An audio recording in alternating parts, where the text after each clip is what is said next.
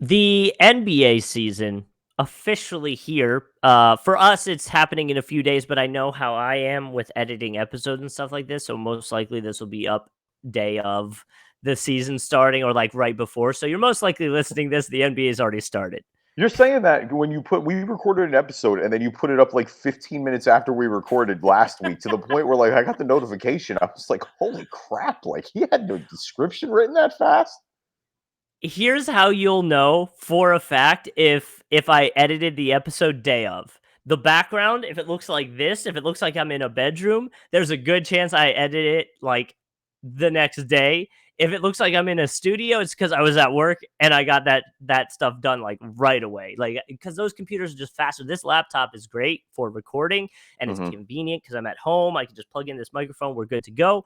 But yeah, I'm like this Yeah, you laptop get a just to desk. download the episode would take almost an hour, and then to edit the audio would take probably another 25 minutes, and I don't even know how long it would take to do the video side of this. It would take forever, so it's just easier for me to do it when I'm at the office with a stronger, faster production computer, so that's Well, yeah, why. you got a desktop with the full Adobe suite. Like it's Yeah, running circles around your laptop. There's no way around it, even if exactly. even if the network can be a little iffy sometimes.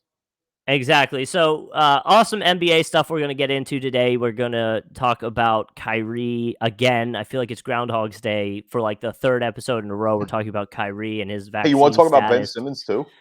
Yeah, we're going to talk about Ben Simmons as well. No, but seriously, dude, holy cow. But to that, he did go on Instagram Live and try to provide some answers to questions that people have had about him and his vaccine status. So we'll get into that a little bit. We're going to do our Western preview as well. We did our Eastern Conference preview last episode, so you can go back and check that. And we'll kind of try to follow the same plot line where we do our like contenders, our sub contenders, our potential, surprise teams and potential disappointment teams. We'll do that for the West. That's going to be towards the end of the episode. So stay tuned for that. For our warm up, though, I thought it would be fun. I think we did this last year, and I thought it would be fun to kind of get into it again. Is the NBA milestones to potentially watch for in 2021, 2022? Some guys that might be able to pass other people on all time lists.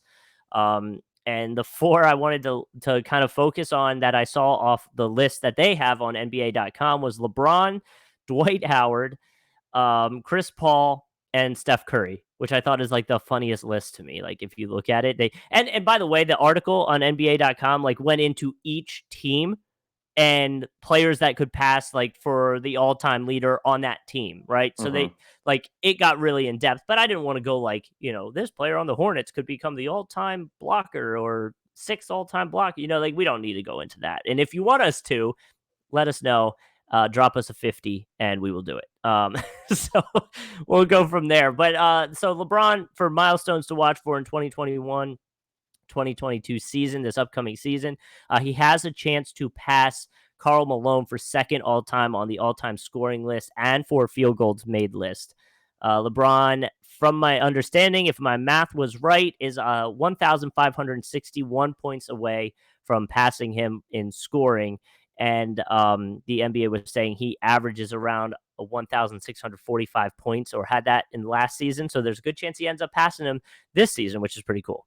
Yeah, if he stays healthy, he should be. I mean, if it's not this season, it'll more than likely be early next. Yeah. Whether LeBron, obviously, because again, just I think the only reason we're not treating it as an inevitable is just because, LeBron's in that category now where he is the exception to the rule, and you just don't know when the exception is going to expire. And that, so I think that makes it harder to judge. But I mean, he's in play of the all time NBA scoring record. When he jumps Karl Malone, the only person in front of Hmm. him will be Kareem Abdul Jabbar. It's in play. It's not a guarantee that he's going to pass that. Like, there is a pretty decent gap between Malone and Kareem right now. But I mean, again, just the fact that that's in play, like, what else is to be said? The NBA all-time scoring record, like just the longevity, the consistency. Um, I'm also pro anybody passing any of Karl Malone's records at anything. If you know about Karl Malone and some of the things that happened to him off the court, so yeah, I think we'll be rooting for that one for sure. So with Dwight Howard, Which I think is funny. This list of like players that they had was like LeBron, Chris Paul, Steph Curry, Dwight Howard. And that's no slight at Dwight Howard. It's just if it just feels different, you I know? know his career is different, this is a greater symptom, I think, of not just NBA Twitter. And granted, I live in It Orlando, might be that, obviously, yeah. so I think people here may be a little biased as well because there's some, not a ton still, but there's definitely some people with some animosity still towards Dwight Sure. Howard. But like Dwight Howard's a first ballot Hall of Famer. Like I know the second half of the career may not have been as storybook as everybody wanted, and he certainly wasn't at the peak that he was at, in 2009 and 2010 and 2011. Like Dwight Howard is a first ballot Hall of Famer. Like, do not get that twisted for 1 second. Like, he will I be know. enshrined one day. It's not an if, it is a lock. Well, so for his potential placements and things that he could be getting this season, they said Dwight Howard has averaged around 390 total rebounds per season, which would be enough to move him into the 10th spot all time on the rebounds list. And they were saying if he ups that a little bit, he'll have a chance at passing Kevin Garnett for number 9. Um, so that's pretty cool to see. I mean, that'll be, if that ends up happening, that's a big headline for ESPN and everybody to put, Dwight Howard passing Kevin Garnett for rebounds. Oh, it's the fact that he's just, I'm glad that Dwight has just carved out a role, like regardless of what it was. Mhm. Obviously, like he was pretty well respected and beloved in Philly last year. Obviously winning the title with the Lakers the year before back in LA. Like Dwight is definitely in the past 2 years specifically, but I like the fact that Dwight has changed the narrative that he's still in a position now to break some of these records. Like again, everyone knows what Dwight Howard is at this point. He's a role player. He's a backup big, but I mean, this is a guy who was essentially his career was over. It looked like 3, 4 years ago, like he was about to wash out of the league. I mean, he was jumping from team to team every year, and it looked like nobody wanted him. Now you've Mhm. got genuine people bidding for his services. So, salute to Dwight. Yeah, on top of that, he has a chance to move above Hakeem Olajuwon for ninth place in offensive rebounds as well. So that's another one. I think he has to get 120 offensive rebounds in 2021, 2022 to do that. And then I believe if he were to get 4,209, which I'm not positive how far away he is from that, he'd potentially um, be close to sixth place in offensive rebounds, which would be right behind Shaq. So, it's kind of a tight little thing there. So maybe Dwight Howard ends up moving around a little bit too. So Chris Paul has potential to move third all time in assists this season. I think he only needs 59 assists. So most likely Okay. going to get So that. that's a lock. So within like the first month of the season, we'll have that taken care of. Yeah, yeah. So that's pretty cool. Have that. I think the top 3, if I have it right, Mark Jackson, Steve Nash, Jason Kidd, John Stockton are the top 4. So he would be moving his way into that list of people, which is obviously awesome. And I guess he's currently ranked 5th, right behind Gary Payton. So obviously Chris Paul deserving of that, another big name and another headline thing that this will probably be the first one that happens this season in terms of big headline moving up on an all-time list thing. Yeah, absolutely. I mean, like you said, 59 assists. I mean, I'm not suggesting he's going to do that in 6 games, but I mean, it's plausible that he could drop 10 Yeah. dimes a game for first 6 games of the season and be done. Again, don't think it's hmm probably going to play out that way. That would be an insane start to the season, but Well, put it it's this pretty way. I quick. mean, they said Chris Paul has averaged a total of 506 assists across the last 4 seasons. So I mean, it's not, over 100 each season. It's not, the biggest you know, thing for him to do that. He's known for his assists, so he could potentially do it and very quickly do it, which will be kind of cool to see. So, the last one, Steph Curry stands just 141 points, 3 pointers away from passing Ray Allen for the all-time lead in 3 pointers made. Yeah, which is it's just I Which, mean, again, that's the symbolic of how much the league has changed. I mean, Ray Allen broke this record not too long ago, and I remember how big of a deal when it was when he passed Reggie Miller. And Steph Curry is going to just hmm blow the doors off this record. It's not even going to be close. I mean, Clay is likely going to pass Clay is likely going to pass Ray Allen as well. I mean, Steph is just so far ahead of everybody at this point. And when he's obviously said and done, like, granted, I think eventually a number of people are going to pass Reggie and Ray just because of how the league is gone. The just obviously Sure. the way that teams shoot the three now, how essential part of a game it is. Obviously in the '90s with Reggie, the game's significantly different. Ray Allen had started to open up a little bit more, but even then, still, like, I mean, these are easily attainable records. Like, no one doubts that Steph Curry is going to break this.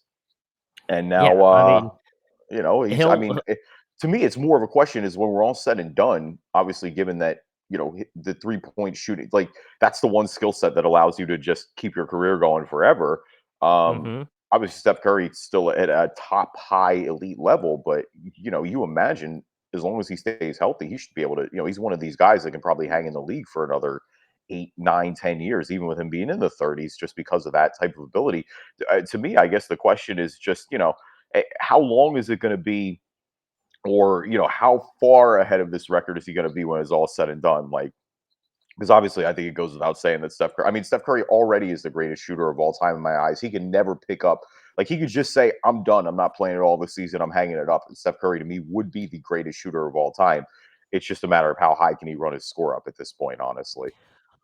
Well, that's what I mean, if he can easily hit 200 three-pointers in a season, and like you said, he plays obviously, you would imagine some of that would drop off as he gets older, but, if he's playing another 9, 10 seasons and he's dropping close to 100 or 200 a season, it's like, yeah, he's gonna obliterate this all-time three-point record, and then where are we? How many do we need to get to the for the next person to pass him? And that's gonna be insane to see. So, it's crazy that he's already at that point.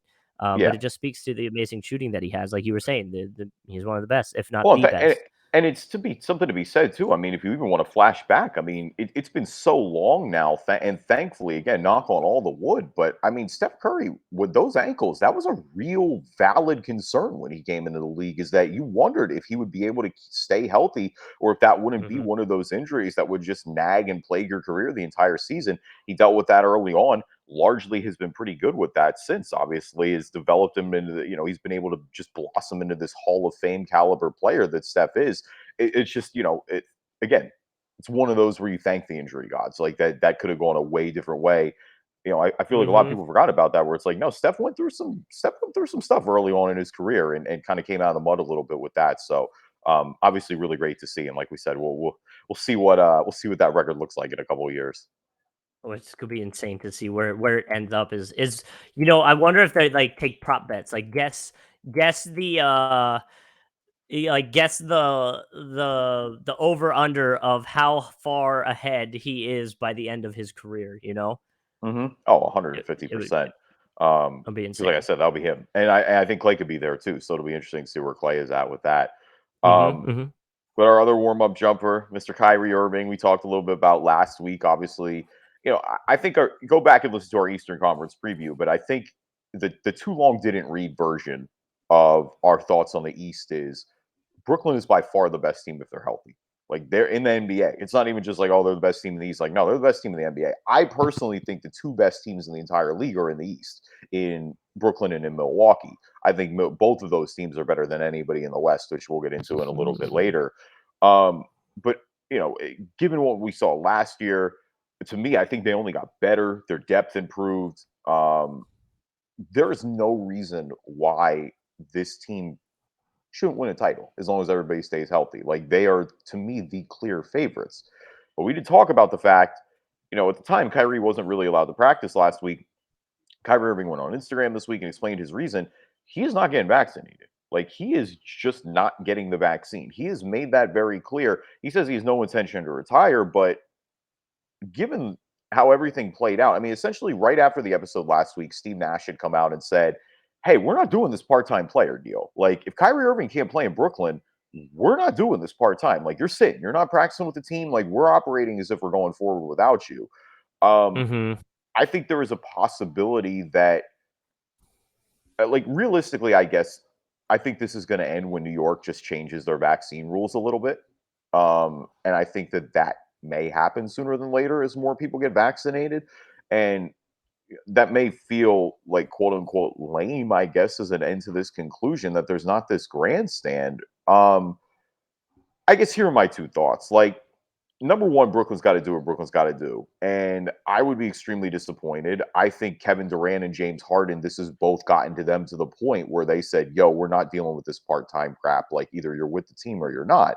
And so Mm-hmm. I think to that point, like eventually everyone just hits their breaking point. And that's what I think it is here is where it's like, look, we can't have the uncertainty. We're here, we're on a mission. This is what we got to do.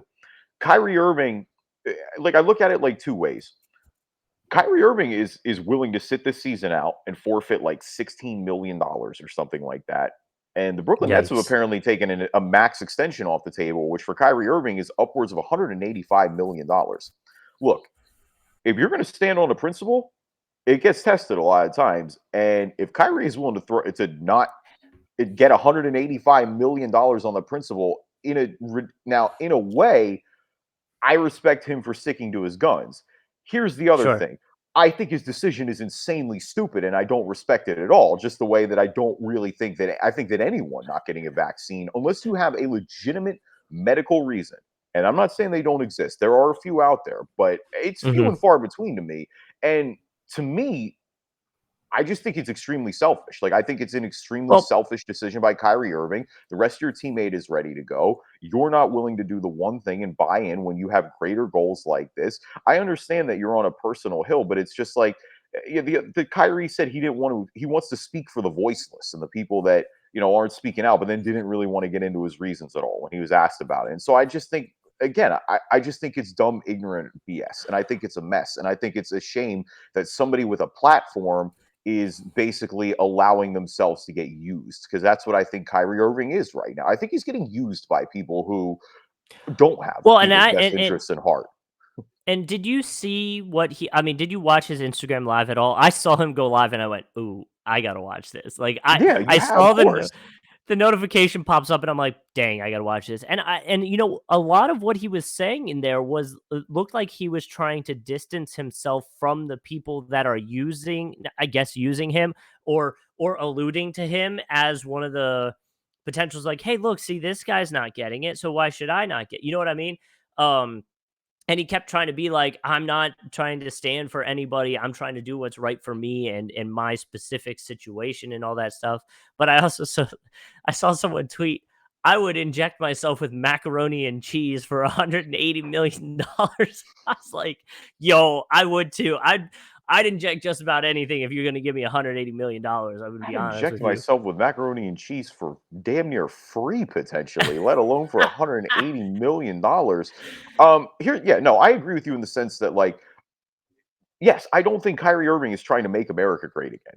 Like, I don't think Kyrie Sure. Irving has suddenly just flipped. And I do think what I kind of talked about last week is that a lot of Kyrie's social stances are admirable. Kyrie Irving has done plenty of great things off the Yeah. court. This can be true. He also can just be making a boneheaded decision. And that's what this is. It's boneheaded nonsense. And as you're going Mhm. into the season, this is nothing but a giant distraction and a waste of time. And if I'm someone who's trying to win a championship, I'm fed up with this nonsense too, because that's what it is. It's nonsense. There is not a good reason to not get the coronavirus vaccine if you are fully healthy and you are genuinely trying to get out of this. It's a personal decision. I agree with that essence of it is that look, you're going to make the decision that is right for you. I'm not going to tell you not to make a personal decision, but I also don't have to respect your personal decision. And that's kind of where I'm at with Kyrie's. It's like, no, I don't Sure. respect this nonsense because it's nonsense. Mhm. And I mean, the other part of it is in his IG live, he did say that he's not retiring because there was some talk about that. I saw that floating around that he might just retire from the game so he doesn't have to. He did say there's still a lot of, younger kids out there to inspire, and he wants to play so that they can feel like they want to get better than him and, continue the basketball stuff and inspire more, which again is admirable, and it's like, but Then you know step how up you and do lead, that, Kyrie. right? Then step up and lead. Yeah. You want to inspire these kids and lead. Lead by Mhm. example. Do the right thing. Yeah, you wanna get back into it, you gotta get on the court to inspire others if it's from a basketball perspective. I get it, and so we'll see where it goes. I mean, like we said, the season starts soon. Like you said, from a player's perspective, and I think we alluded to this last episode, was do you want your second or third or first, option offensively to be there, even if it's only from a practicing standpoint or 50% of the time? Or would you rather it be him not there at all so that you never get used to him being there, you know? Availability is the most important thing in sports, and you have a guy who is potentially willingly making himself unavailable for half the games. That would bother me. Mhm. It would. I Yeah. mean, it's across the board. To me, it doesn't forget what option they are. Anybody that's available. We have a mission. This is a team Right, but I sport. would say if the further down on the depth chart you get, the less likely you would be to get any leeway, right? Like Kyrie's going to get this leeway, and we got this talk about it because he is potentially the second or first or third scoring option on the Nets, and he's a star and needed. But if Oh it's yeah. the if it's the 15th guy on the roster, we're probably not even talking about this, and they've dropped him, and they're not bringing him back next season. You know what I mean? No, they'd cut him. It's the only reason he has Yeah. any leeway is because he's good. Right. No one's Right. doubting that. And so Like, I feel like maybe there are players that have reached out to Kyrie in that sense, being like, look, we don't have the option like you do to voice our feelings on this vaccine. And so maybe he is getting some, positive reinforcement in that there are some other NBA players that don't want to get the vaccine, but because their livelihood, like Kyrie's, depends on it, but he's been paid enough that he can take a hit like this. They can't say anything, so they ended up getting the vaccine even though maybe they didn't feel like they wanted to, you know? bro, if Kyrie wants to walk away and just that's his decision, so be it. Like, if Kyrie wants to walk Yeah, away and say, "Look, I don't want to do this. I don't want to play. Like, this is just against my morals." Like, I'm never going to tell him not to walk away. You got to do what's right for you. sure. I just like, I mean, again, it all boils down to this. Like Kevin Durant said it when he was asked about it. Like, Kyrie made the decision, and the Brooklyn Nets made the decision. Like, they're both going to have to go forward, moving with it. I still think the Brooklyn Nets are obviously they're not invincible like the way they are. I think with Kyrie Irving, which somebody's going to clip that when they get if something happens. I say they're invincible. Um, the Nets are still going to be really good, like even without Kyrie Irving. Let's not get it twisted. They had a corpse of James Harden and just had Kyrie Irving and KD and looked like the best team in the NBA last year. If you have a fully healthy Kevin Durant and fully healthy James Harden, again with everybody else that's on that roster, I still think they can win a title. It's just, again, it's a margin for error type deal that you just have such a higher one with Kyrie. Again, I think there are situations where this plays out and he's back with the team right now. But if I'm on the Brooklyn Nets, if I'm the GM of this situation, like, yes, I don't want this part time nonsense either because I don't think you can get into a rhythm. Like, I don't think the chemistry is there. It's always different adjustments. Like, I think at that point, it's like, look, you either got to be here all the way or you got to sit it out. And that's what Kyrie is willing to do. That's the team has moved on and willing to do. And we're just going to see. Again, this has essentially become a game of chicken. What's going to happen? Who's going to cluck first, more or less? So the last thing I did want to talk about in terms of COVID stuff, and if you don't want to talk about it, we can just move past it. But the rumor about Ben Simmons, that Ramona Shelburne tweeted out, that he potentially again tried to fake a COVID exposure to dodge Game 7 versus the Hawks. From her tweet, she said that, you know, several players were questioned about whether they'd seen Ben Simmons with this person, and everyone had said no, but Simmons was the one that said he had. And so I guess from the standpoint of Simmons being frustrated with the team, if your teammates thought you might potentially be faking a COVID thing when maybe you weren't faking, like, look, if you were faking it, that's a whole nother discussion and a whole nother level of what are we doing here. But to have your teammates potentially not have your back like that, that could show where maybe some other frustration from Ben Simmons' side is, you Yeah, no, know? that's what I think. I mean, the frustration from Ben Simmons' side is that it was the gut punch. I mean, the fact is the Yeah, matter is that Doc Rivers came out after the season ended and said, "I don't know that Ben Simmons can be a starting player on a championship team." And Joel Embiid said, "Yeah, we lost the game when Ben Simmons didn't go up for that dunk." That's probably not what you want to hear if you're Ben Simmons on top of everything. Like, right. everyone on earth knows Ben Simmons played bad. There's no avoiding it. Like, he can't avoid it. There's no way you can spin it. Like, those last four games of the Hawks series were just flat out inexcusable. There's no way around it. Even in game 6 when they won, it wasn't like he was some stellar performer. Like, it looked like that he didn't want to be there. And I think that's now, again, these are reports. I go back to, again, the game of chicken that I think is going on right now, because Yeah. both sides are trying to get any little bit of leverage that they can. If this were true, Ben Simmons is the softest NBA player I've ever seen in my life. Like that is an all time, like, because at that point it's like, you know what, just go home, like, or just don't go in the game, like, check out, just make something up, like, if you don't want to be out there, don't be Yeah. out there, because I mean, because, and it looked like there were other guys out there. I mean, you know, I never felt that way about Tyrese Maxey when he was playing.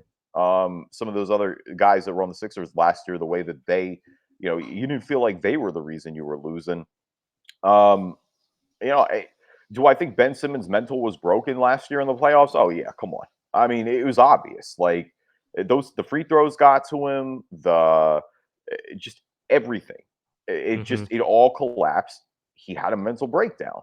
Yep. How does he respond? That's going to be the big question this year. Is like, what do you do? Do you come back and do you prove people wrong and rehabilitate your value and be this, mega all-star that people predicted you to be, or are you just going to be an average guy that is, not really, where you're just kind of overrated and you don't really have that kill switch, and there is a ceiling to every single team that you're on. Now, I'm not going to lie. Ben Simmons pulling a George Costanza is hilarious, and just showing up to the Sixers facility like after all this and just being like, "Hey, I'm here. What's going on, everybody? How you doing?" Like, didn't Oh, tell Elton Brand, didn't tell Daryl Morey. Like, I, you can only just laugh at this because it's ridiculous. I will see if Ben plays. He obviously hasn't been practicing with the team yet because of COVID rules. They have to keep him off anyway, yeah. until he, gets to a certain point of time. But yeah, this is again, this is a weird situation. I personally have always said for Ben, I think there's value in him coming back and rehabbing his value. Like, I think that it facilitates it, to me, it facilitates a trade quicker. Like, it gets you what you want if you still want to be out of Philly. If you believe what comes out of the team, they want to try to salvage this and they think they're better with him on the floor. I don't quite know how that's going to work, but we're going to see. It's time to get weird. Very Though, much so. I mean, here's the, like, again, it just has to. If Ben would have just embrace taking jumpers a little bit, like, not even three pointers. It's just if he continued to attack, like, the Sixers are opening up the floor this year. Like, if you're watching them in preseason, they're letting the ball fly, which is what they need to be do. Like, Embiid and four shooters has always been kind of the move, in my opinion, that they need to do. You know, eh, Mhm. obviously, like, there are other lineups that I think they can do still with Ben Simmons on the roster to, improve flexibility, improve the looks that you can throw at guys. If you surround Ben Simmons, necessarily stagger his time with Embiid, like, there are ways to still make this work to get his value back up. I don't know that that's going to happen. I think the situation is ridiculous, and hopefully we have, hopefully we have some sort of resolution sooner than later. But I do think Ben Simmons is like, it is going to be weird. I mean, that's the thing, is like, yeah, if even if he suits up for us, like, when he faces the Philly fans, like, the Philly fans will turn. Like, there's no doubt about it. You know how they get. Like, Well, what were they? They were even on Thursday Night Football with the Eagles versus, oh my god, who they put, Patriots, right? They played the no, Patriots. they Yeah, play the Bucks. Bucks. Sorry, I knew Tom Brady. I had sort of it right. But even when they played the Bucks, they ran the ball, which is what, if you listen to like the Fanatic or anybody back home, radio sports wise, they were calling for more runs. So finally, when the Eagles come out and run it, the fans are cheering because they got like a 10-yard run. They were so excited. The next play, they handed off again and they got, it was like negative yard. It was like tackle for a loss. And they immediately started booing them. And the announcers were like, this is great. This is great. Like, this is what you guys have been calling for. The second it isn't successful, you boo. And I was like, yeah, that's Philly for you. That's It's that's Philly. that's about par for the course. So, yeah, it's gonna be weird, man. I just have no idea what to expect, and I love that we are in a basketball fantasy league that's called Ben Simmons has 5 3-point makes. That's the name of the fantasy league, but here we are. We're just gonna roll with it, and honestly, I think it is going to hurt the Sixers in the long run this year. I think it's going to be one of the reasons they don't have a chance. I really do. I seriously feel that way. That it Oh, is going to be one of the reasons that we don't have a chance. see, I think it'll be over sooner than later. I guess I that's my hope you're thing. Is right. it like, I because, hope you're right. Harden, when it just got bad in Houston, to the point where this just so obviously, like, wasn't going to work out. Um, so, like, they ended up just Our pulling the trigger. I do think that'll happen at some point. here's Um, here's best bet scenario for this situation. And I don't know how quickly they would try to make a change, but here from a 76ers fan perspective. So take that into account. Mhm.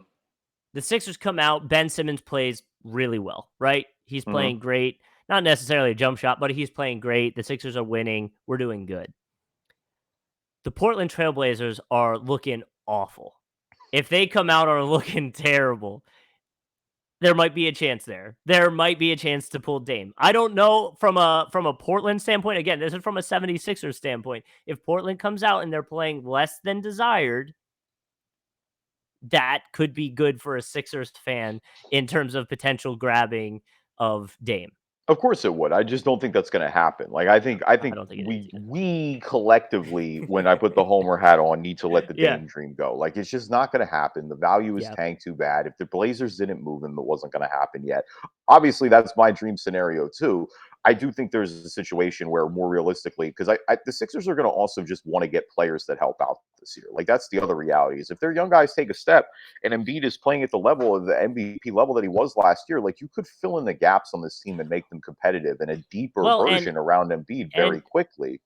and to that, that's why I know a lot of people wrote it off right away was a potential trade with the Spurs. I don't hate the idea of a trade with the Spurs if you can grab a bunch of like role key pieces that are like really good players. Like cuz the Spurs like look at the team. Do they really even have a star? I don't necessarily think so. In terms of an NBA casual fan, I really don't think they have a star player that they can hang their hat on like that. No, But I just don't. I also just think other teams, specifically than San Antonio, can just make better packages. sure, sure. No, I agree. I just think, in terms of a team that probably doesn't have anybody on their roster as an untouchable, they'll probably, Yeah, I think the Spurs would see everybody as potential trade for Simmons if they were considering it. yeah. I mean, I sure hope. I mean, I think so too. I agree with your sense that I don't think San Antonio has a star on the roster right now, but they do have a lot of, they do have a pretty good quality of young guys. Agreed. Yep. Um, I think, again, I just think because I do agree with you. Like when I look at other teams who might make a Ben Simmons package realistically, like I look at Cleveland for example. I don't Sure. think Cleveland would move Darius Garland. I don't think they'd Sure. move Evan Mobley either, but not that the Sixers aren't they don't want Evan Mobley. There's no doubt about that. Just with Embiid, that'd be repetitive. But like that's a situation where like I do think they view Garland as like an untouchable. That's what Even I with somebody mean. like Yeah. Indy, where any deal around Indy has maybe a Sabonis involvement, like that's a little different.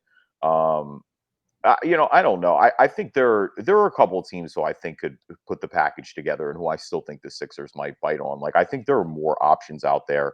Again, I also think it completely changes if Ben Reed like there's a scenario where, and I don't know that this is going to happen, but like there's a scenario where Ben Simmons plays half the season with the Sixers, goes into the All Star break, totally rehabs his value, and again, that to me facilitates a deal faster and it gets him ideally what he wants. Sure.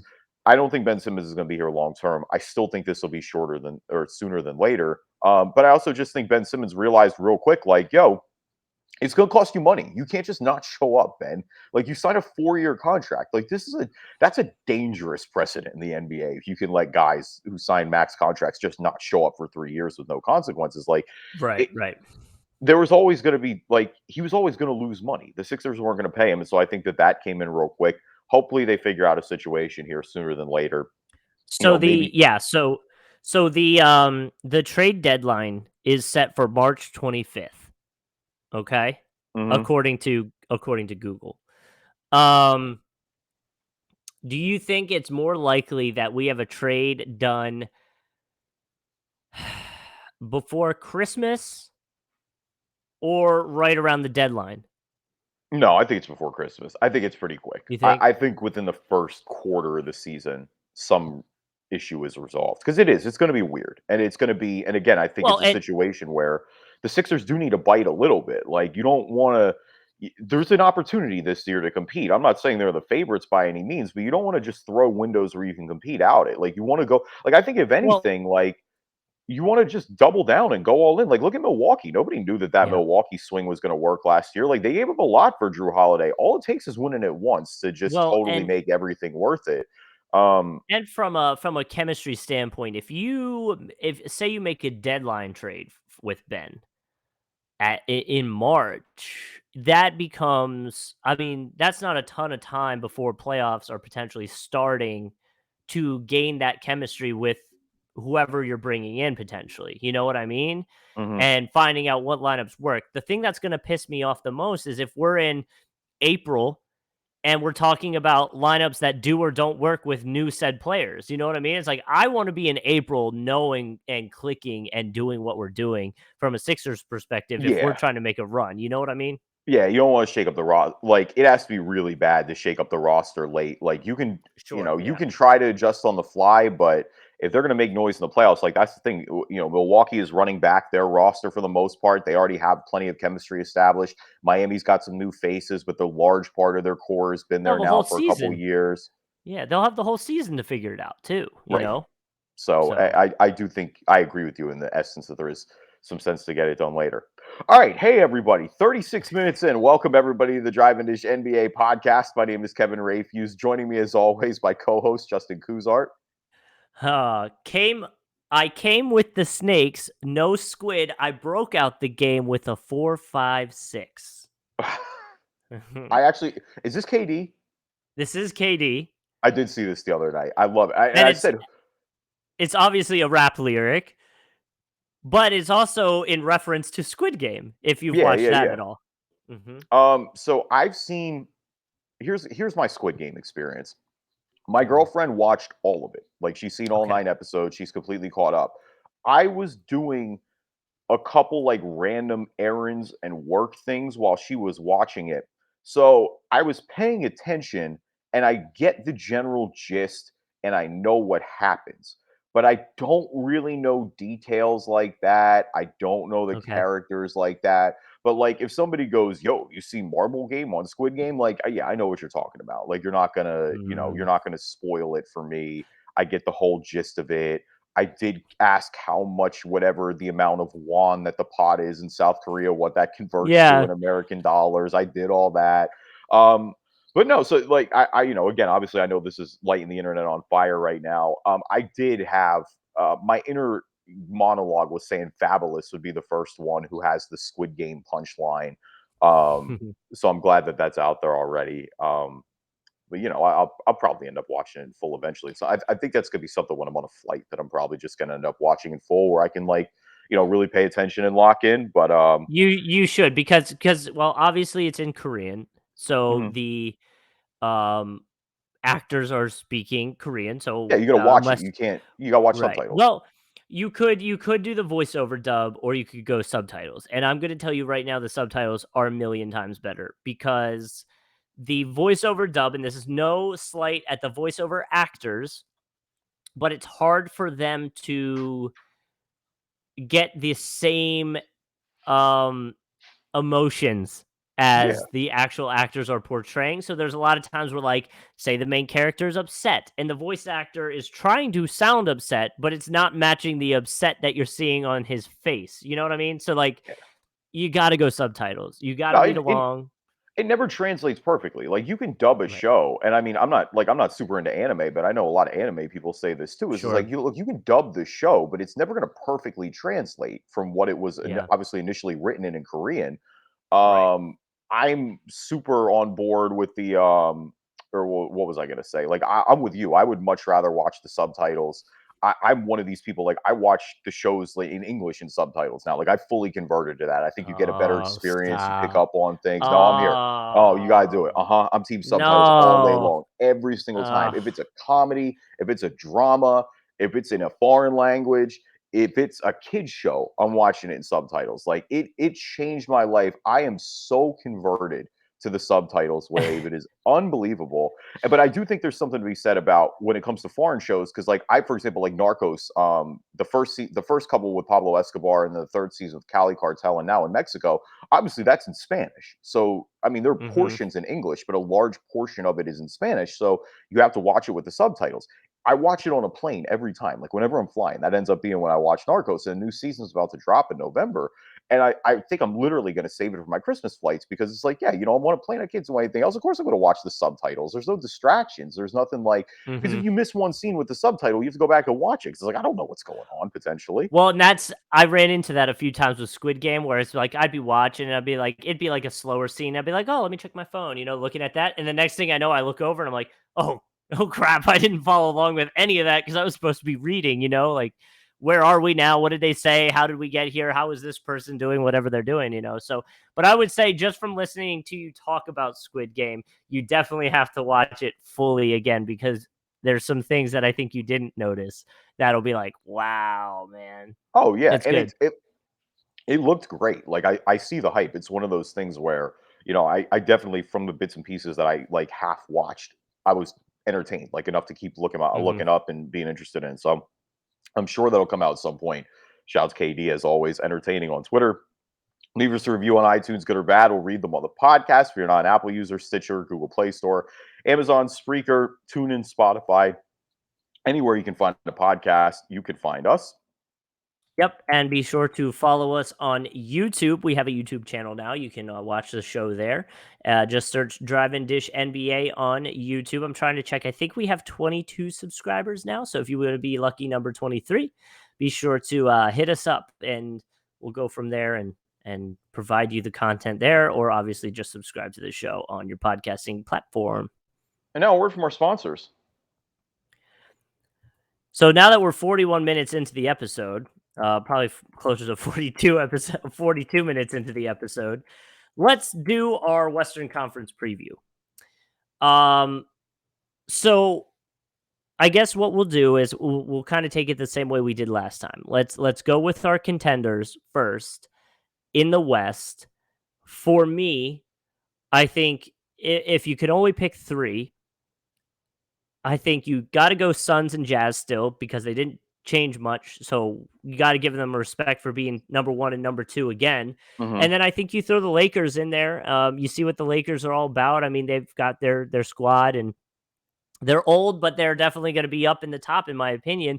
Now, the problem I have is I also feel like the Nuggets and maybe potentially the Warriors should be up in that list. Yeah. But I felt like I could only have three. So that's where I'm at with this decision right now. Do you feel like that this is a tamer Western Conference than it's been in a while?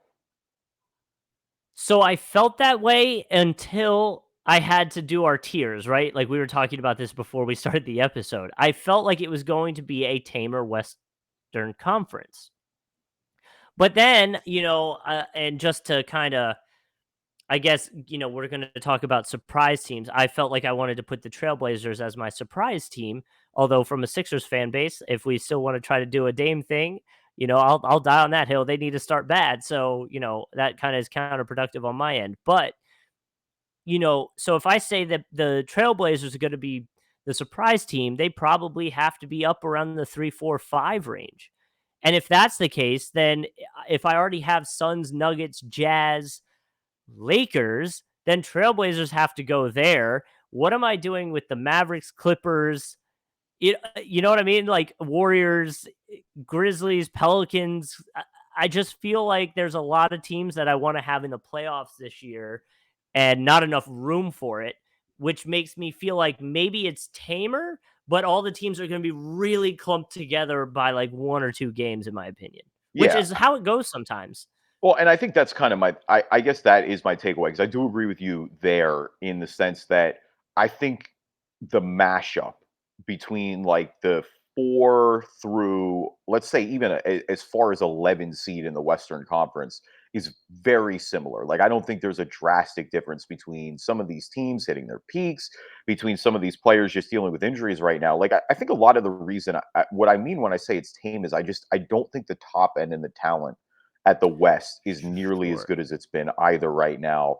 And granted, a lot of that's to do with injuries. Like I would feel much differently about Denver if Jamal Murray was playing this year, but he's more than likely not going to play. Like best case scenario, he's back in the playoffs, and even then, he hasn't played in well over a full calendar year at that Sure. point. Which I Um, think that's a big part of where the Nuggets land on this contenders list, yeah, for like sure. the And it's the health same of thing with the him and when he Clippers. comes Like back.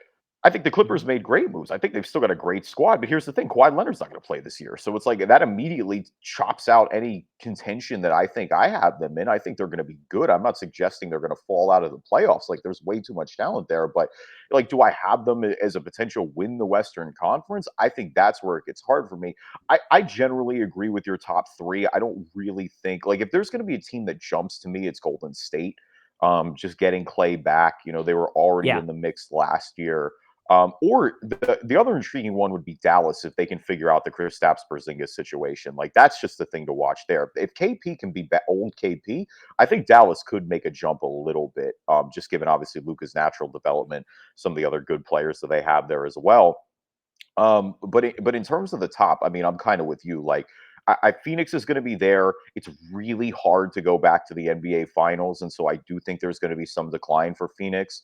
The other thing too is I just worry about that locker room. Like they got to pay Aiton and they got to pay Bridges. Like they cannot let that get into a toxic situation. Like you just made the sure. finals. This is your young core going forward. Like you got to pay them. Everyone in Phoenix is flashing back to the Joe Johnson situation where it's like next thing you know, he was gone just like that because they didn't want to open the checkbook. Like to me, it feels asinine after what they gave you last year to not pay those guys. And so I hope that doesn't weigh in on the locker room a little bit. I hope that sanity rules in Phoenix. Utah's another one to me that I think is going to be right there at the top. Like you said, the chemistry is there. I know they've had not necessarily. I mean, they are one of the more disappointing teams in the playoffs, I guess, come playoff time. Like they haven't Sure. necessarily reached the heights that they've wanted to. But I do think again, they were number one in the regular season last year. I don't see any reason why, given their depth, that they're going to start losing games all of a sudden. Like I think they're right back there. They're fully healthy. They have chemistry. Like they have an opportunity to take advantage thereof.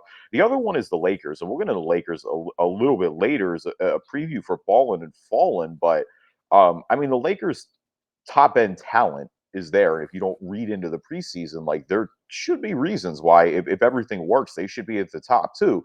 Again, I guess my only question mark is it is. A lot of these guys are older, and I do want to see what the fit looks like because they'll have a lot more, like I said, figuring it out, Hmm. more of, having to integrate everybody into the roster given all the new guys around. So, but I agree with you being those top like that top tier there.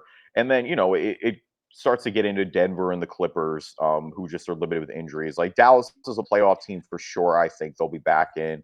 And then it's like, it's Portland. I think Golden State's in too, by the way, if they're healthy. And then it's like, it's Portland, it's Minnesota, it's Memphis, it's New Orleans, to a lesser extent, San Antonio. Like those are the teams that I think start competing for those last spots. You see if Anthony Edwards can take the development with the Timberwolves and he can take steps forward with D'Lo and Cat playing. If they can finally stay healthy and get some minutes together, if they can break through. Obviously, a lot of pressure in New Orleans to get a playoff spot with Zion before you start getting on the clock with him. Willie Green's first season as head coach there. Portland again. I think this is the same roster, but at the same time, while there may be a ceiling on it, and why I think there are valid concerns about that in Portland, I did like the Larry Nance pickup, and I do think their floor is higher than some of these other teams as well. Like as long as you have Dame Lillard and CJ McCollum, you're never going to be terrible. Um, Well, and that's why I picked the Trailblazers as my surprise team because I feel like in general with the Trailblazers, we never really put them in that top tier, mhm. but they're always really close when the season comes to an end. Yeah, And it always seems to fizzle out last second for them in the playoffs and stuff. And so, we've just seen this like movie you were before. right. So I put them as a surprise team because I think they could potentially do that again, and maybe we get a pop because now of Larry Nance Jr. and a full season of Norman Powell. Like I just wonder what we'll see from them. But I also think between them and maybe even the Mavs, we see some surprise. The problem with the Mavs is I just think we expect it, Mhm. because Luca's name is so big that it won't be as surprising if they end up being a top tier team. Um, but I also wonder with the Mavs, with Jason Kidd, like what is that going to look like and will it work? And like you said, Kristaps Porzingis, another person that you just wonder where we're gonna be. So KP's it's the a key lot to of teams making that them a just have a lot of contender. questions. That's Mhm. my thing with Dallas. Mm. That KP can take Dallas to the next level if everything works out, and then you can put them in the more elite tier of the Western Conference. I guess that's my hold for them right now, or that's my question mark for them right now. Um, Mhm. the other one, Portland, I guess it's hard for me to make Portland a surprise when I guess I just think we know who they are. Like they're not Sure. really going to creep up on anybody necessarily. The team that maybe again, it's hard for me to say they're a surprise when they made the playoffs last year. And not to be that guy, because if you listen to this podcast, you know how much of a soft spot we have for the Grizzlies. But like, yo, Jaren Jackson Jr. looks really good in the preseason right now. Yeah. And if he's back and fully healthy, again, that's just a big because they didn't have him for most of last year. If they get a fully healthy Jaren Jackson Jr. into the mix with a roster that already made the playoffs last year, is full of young talent that you imagine is going to get better. Memphis is an opportunity here. They can get back into the playoffs and they could do, they could make on that 7-6. I don't know if they're in that top tier level, but they could lock themselves into a definitive playoff spot. And I think that may creep up on some people the way that, may Mhm. surprise them. So, in terms of disappointing teams, I guess my first nomination might go to a team that seems like there might not be a great fit and has a high potential of moving on from their head coach. And I'm going to go with the Sacramento Kings Hmm. because Luke Walton with what he's working with. I think if they have a disappointing season, I would imagine they'd probably be moving on from him. You've got Fox, Halliburton, and Mitchell guard. So how do you manage the times between those guys and the development of those guys?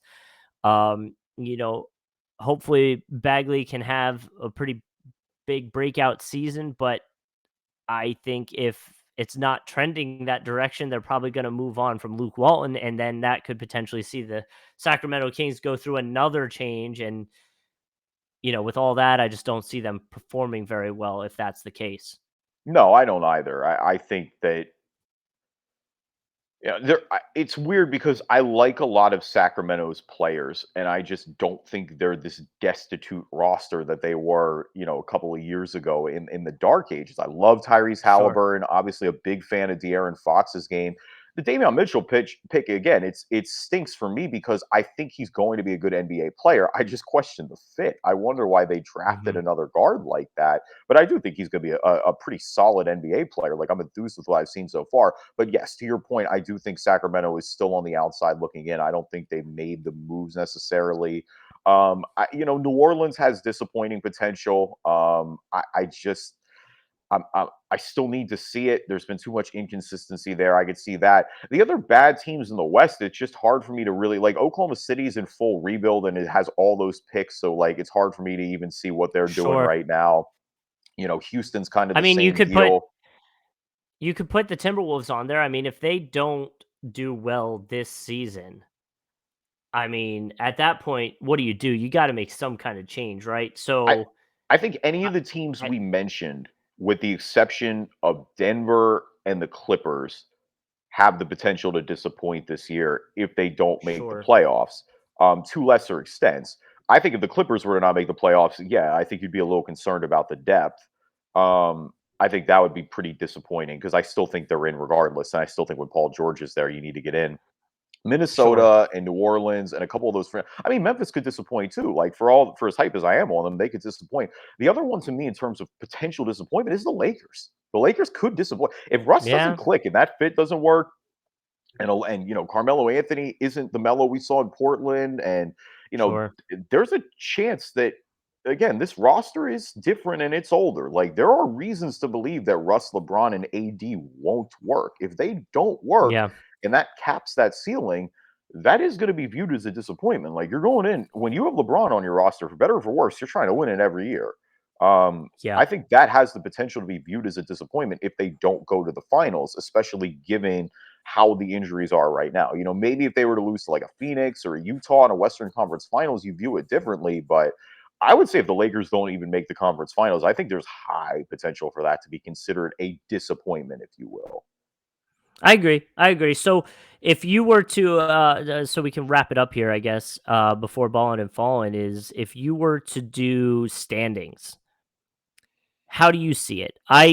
I kind of have it going Suns, Jazz, kind of same as last year. Just keep the top two the same. I don't see why we change that up too much.